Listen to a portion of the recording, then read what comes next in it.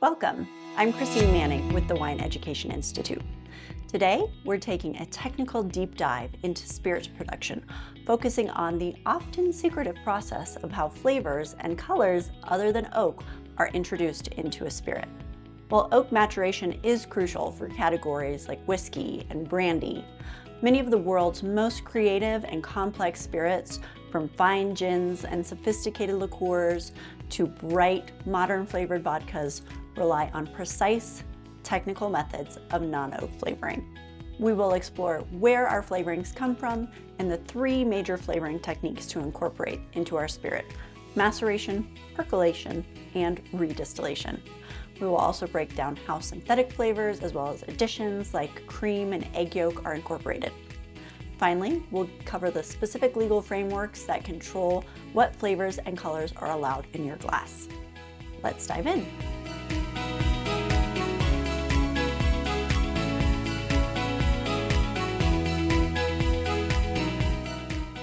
Before we look at techniques, we need to understand the source ingredients for our flavorings. Producers of flavored spirits can work with almost anything approved for human consumption. These ingredients fall into three main groups. Botanicals. Botanicals is an overarching term and refers to plant materials used to flavor a spirit. Variety is seemingly endless, including fruits and leaves, roots and barks, seeds like caraway or coriander. And while some small producers often forage or cultivate their own, most botanicals are purchased from specialized suppliers. Our next category is other flavorings. This category covers pre-prepared flavorings that distillers purchase from specialist suppliers. These are not the original plant or animal product. They can be created in several ways. The supplier can work with botanicals to create flavor or an extract, often using specialized equipment like a vacuum still that a distiller might not be able to own themselves. Or a chemical can be isolated and concentrated from a botanical or an animal product. A classic example of this would be isoamyl acetate, which is isolated and it can make banana flavorings, though on its own, it can't reproduce the true banana flavor. Some flavors are entirely created in laboratories and not derived from any natural source. These are widely used in flavored spirits and food industries. When a distiller buys in these flavorings, they are typically added using a method called cold compounding. And last, animal flavorings. Animal flavorings generally is uncommon, so we will look at the two most frequently used a little bit later: cream and egg yolk. The initial decision a distiller makes is what their base spirit is, and then adding flavors to this. Very frequently, we are starting with a neutral base. However, some spirits may start with a more characterful spirit and may be used for things like liqueurs or Genever. The equipment to get this starting alcohol can be cost prohibitive, so often this spirit is bought in. Then distillers determine if they want to simply extract flavor directly into the spirit or whether they want to use redistillation. If they choose direct extraction, they typically use maceration or percolation. Let's start with maceration, which is sometimes referred to as an infusion. Maceration in principle is just like making a cup of tea. The botanicals are submerged into the spirit to infuse. This process is crucial because it extracts aromas and tastes like bitterness, and also color and textures such as astringency. The length of maceration and temperature directly impact the style. Longer soaking or higher temperatures extracts a greater level and a wider range of compounds, often resulting in a more deeply colored spirit. The resulting flavored liquid is commonly known as a tincture. Percolation is a variation where the botanicals are held in a perforated container and the spirit is dripped onto them. A key factor for percolation is the force used to push the liquid through the botanicals, which can speed up or slow down the rate of extraction and change the amount and range of the aromas extracted. Important to note that only maceration and percolation can successfully extract color and bitterness from a botanical. This is because individual chemicals that cause color and bitterness have very high boiling points and would be left behind the still during redistillation. This leads us to redistillation. Redistillation is the second highly technical method of adding botanical flavor. Within the gin industry, redistillation is often viewed as the preferred method for high-quality gins. Some high-quality flavored vodkas may use this method too.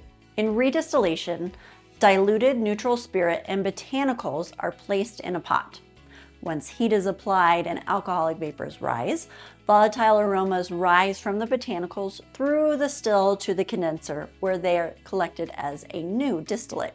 The result is always colorless. Compared to a tincture, this distillate is more aromatically intense, but it will not include bitterness. There are two different types of redistillation methods, one-shot and multi-shot. In one-shot, botanicals are precisely measured, placed in a neutral spirit, and redistilled. The new flavored spirit is diluted with only water to reach bottling strength. For multi-shot, it uses a much greater quantity of botanicals. The resulting distillate is highly concentrated and must be diluted with neutral spirit and water to achieve the correct intensity and ABV. This method is often favored by large producers because it can be time and space saving. In a multi-shot gin, for example, the distillate might make only up 5% of the total volume in the bottle. In redistillation, a distiller can use the same botanical recipe but produce 3 different styles of spirits by using different techniques that use different pressure applications or timing cuts. The first and most common method is the steep and boil. Botanicals steep in the spirit, then the liquid is boiled, exposing the botanicals to the most heat for the longest time, extracting more flavor interactions. Another method could be vapor infusion. Some stills will have a vapor infusion box often located in the line arm. Botanicals are placed in the infusion box or steamer basket, and vapors rise over the botanicals. Because it is further away from the heat source, the result is less heat exposure and shorter contact time. Distillers can also play with the height of the infusion box to influence the final infusion levels. This can work well for more delicate aromas or multiple flavors using more than one infusion box. Finally, vacuum stills. A partial vacuum can be created inside the still, which reduces the pressure and lowers the boiling point. This method involves the least amount of heat, making it uniquely suitable for delicate ingredients like cucumber or rose, whose flavors would be destroyed by higher temperatures. Creating vacuums requires specialized and often pricey equipment and extra time and energy to run. Just like different fractions in our base spirit have different boiling points, so do our botanicals. The most volatile and ethanol-soluble aromas are concentrated at the start of the batch, while the least volatile and most water-soluble are concentrated towards the end. Playing with still height, the use of condensers, or controlling the rate of flow can allow the distiller to separate flavors precisely. For example, if roots, which are less volatile, are used, they contribute aromas at the end of distillation. Failure to cut to tails too late can cause these aromas to overwhelm our spirit. If multiple flavorings are used to make one spirit, producers may choose to combine all these in a single flavoring technique. Others will distill each flavor separately and then blend towards the end. There are many options and ways we can use the before-mentioned techniques to make the final flavored spirit. If these stills will be used to make a non-flavored spirit, cleaning these stills between batches will be important so you don't flavor your next spirit. If we are adding purchased other flavorings, it often can be as simple as measuring the correct dosage and mixing it into the spirit, a process called cold compounding. Quality of cold compounding ingredients is important, especially if this is the only flavoring that is being used. Adding animal products like cream and egg yolk requires specialized food stabilization techniques. Cream liqueurs, which gained popularity starting in the mid-1970s, contain a high fat content. The challenge is preventing coalescence, the fat from separating and forming visible lumps. To create a stable product, producers must homogenize and emulsify. An analogy for cream homogenization is thinking of a high-pressure water spray. Imagine trying to spray a stream of water through a fine mesh or a garden hose nozzle set to the finest mist. An unhomogenized cream has large, unstable fat globules, like a regular heavy stream of water. The homogenizer acts like a specialized high-pressure nozzle, forcing the cream through tiny holes at an extremely high pressure, up to 300 atmospheres. The intense force shatters the large fat globules into microscopic particles that are too small to ever recombine or separate. The result is that the fat is evenly suspended throughout the liquid, preventing coalescence or separation of fat into visible lumps. This is necessary for a smooth, stable cream liqueur. After we homogenize, we need to emulsify. Since the emulsion is not naturally stable, an emulsifier, typically sodium caseinate, must be added. The emulsifier holds the fat globules apart, preventing them from coalescing and keeping the liqueur smooth and lump-free. Egg yolk is relatively easier to incorporate into spirits. The yolk will be separated from the white, gently whisked, and then added to the chosen spirit, which can be neutral or characterful. Producers must take care to prevent the eggs from curdling or splitting when mixed with alcohol, but generally no further stabilization is needed. Color is often intertwined with flavored spirits, particularly in liqueurs. Color added to spirits other than oak or E150A can come from natural sources like plant materials or artificial sources.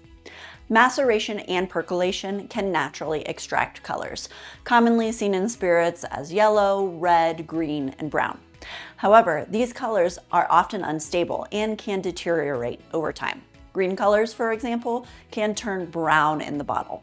To counteract this instability, artificial colors are often added to naturally colored spirits to ensure the colors remain consistent. Artificial colors are synthetic chemicals approved for human consumption. They are used because they are stable and they can be extremely vivid, allowing for a spirit to stand out on a shelf. For example, when blue is extracted naturally, it can be unstable. So products like blue curacao may be artificially colored to maintain that stability. These colors will often be added in very small amounts and in the final stages prior to bottling. The use of flavorings and additives is highly controlled by law, which often determines the final style and even the labeling of the spirit. In the US, flavored spirits must conform to a standard of identity. They must include non-beverage natural flavorings and have a minimum bottling strength of 30% ABV. Sugars can be added, but are not required.